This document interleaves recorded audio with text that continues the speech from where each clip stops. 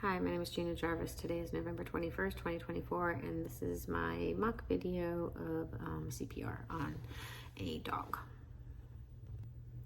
So avoiding cardiopulmonary arrest is key to not having to do CPR at all. And that means the technician or myself needs to be aware of how the patient's doing at all times. So mentation, looking for things like drop-in respiratory rates, drop-in oxygenations, mucous membranes, color, CRT, looking for little signals and red flags going off before anything happens is key. Avoiding cardiopulmonary arrest is very important. CPR should be initiated at the very first suspicion of the patient being in cardiopulmonary arrest. In a perfect world, there'd be at least 5 people participating in the resuscitation efforts. One would be doing chest compressions, one would be securing an airway, one would be securing venous access, one would be monitoring, and one would be administering drugs and recording the efforts. Using closed loop communication so everybody knows what's happening and when. If a patient's under anesthesia and goes into cardiopulmonary arrest, the anesthesia gas should be shut off and compression should be started immediately. The line should be cleared.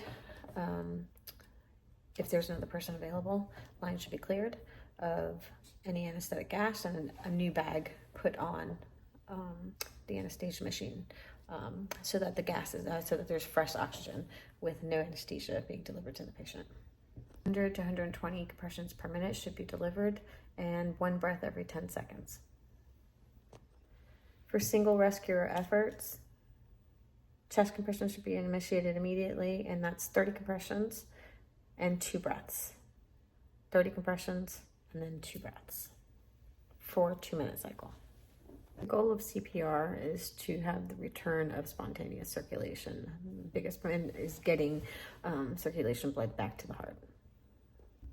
Drugs that are typically used in resuscitation efforts include epinephrine, atropine, and vasopressin. Epinephrine can be given at 0.1 mg per kg every 3 to 5 minutes or every other cardiac cycle.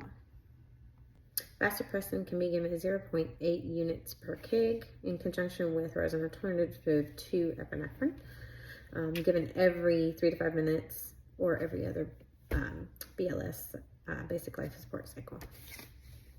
And atropine can be given at 0.04 mg per kg.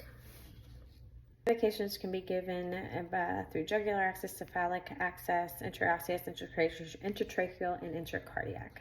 Intratracheal medicines, medicines that can be delivered intratracheal route are atropine, epinephrine, and vasopressin. Epinephrine and vasopressin are vasoconstrictors and increase blood pressure. Atropine increases the heart rate.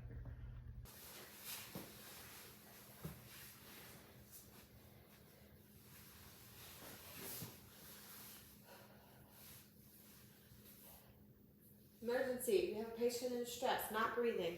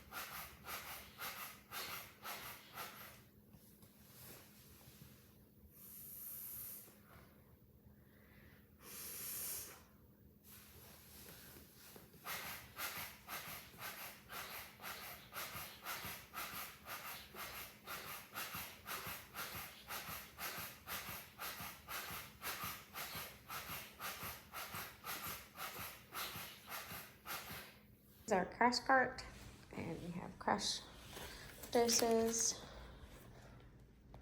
right there for ER emergency use medications. This is kept above the locked drug box and surgery suite. We have lidocaine, atropine, epinephrine, and naloxone. Other things we have in this card are multiple size syringes, tape, catheters to a couple different size endotracheal tubes, flush, riverdine, and butterfly catheters. That should be inside the emergency crash cart or kit. Scalpels, several different sizes sutures, small surgery pack, sterile gloves, sterile lube, laryngoscope. Equipment necessary for cardiopulmonary resuscitation to monitor the patient are things like ECG, end-tidal CO2 monitor, pulse ox, blood pressure, and defibrillator. Equipment necessary to monitor a patient that is going through cardiopulmonary resuscitation is the carbon dioxide monitor, end-tidal CO2, pulse ox, ECG, and blood pressure.